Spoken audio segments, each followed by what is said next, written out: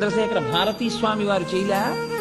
ఓ చంటి పిల్లని తీసుకెళ్లి ఆ చంటి పిల్ల చచ్చిపోయింది. తీరా ఆ చంద్రశేఖర భారతీ స్వామి వారు లింగార్చన మొదలుపెట్టేటప్పటికి, అయ్యో మా భర్త వద్దంటుంటే వచ్చాను, పిల్ల చచ్చిపోయింది, అందరూ పూజకి వెళ్ళిపోయారు తుంగానదిని దాటి, ఒక్కదాన్ని ఉండిపోయానని ఆ పిల్లాన్ని పట్టుకుని ఏడిచి తలెత్తి చూస్తే చంద్రశేఖర భారతీ స్వామి వారి యొక్క మూర్తి కనపడింది ఎదురుగుండా. ఒక్కసారి ఆ మూర్తి వంక చూసి ఏడిచింది ఆవిడ.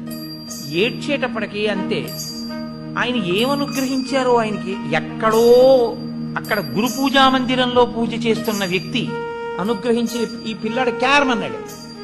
మళ్ళీ ఈవిడ పిల్లాడిని ఎత్తుకుని పరుగు పరుగున ఆ వంతెన దాటి గురునివాసంలోకి వెళ్ళింది, ఆ అభిషేకం జరుగుతున్న స్థలానికి. అభిషేకం పూర్తి చేసేసి చంద్రశేఖర భారతీ స్వామి వెళ్ళిపోతున్నారు లోపలికి. ఒక్క నిమిషం ఆగి ఆ పిల్లాడి తల్లి వంక చూసి, ఏమి నీ బిడ్డడు కుశలమా, ఇంకెప్పుడు భర్త వద్దన్న పని చేయకు అని వెళ్ళిపోయారు. అది తపస్సుల యొక్క అనుగ్రహం. ఎంతమంది ఎన్ని అనుగ్రహించారో దానివల్ల ఈ దేశానికి గౌరవం వస్తే మనమే మన దేశంలో ఉన్నటువంటి మహాత్ములకి పేర్లు పెట్టి మాట్లాడడం ఎంత అసహ్యకరమైన విషయమో చూడండి.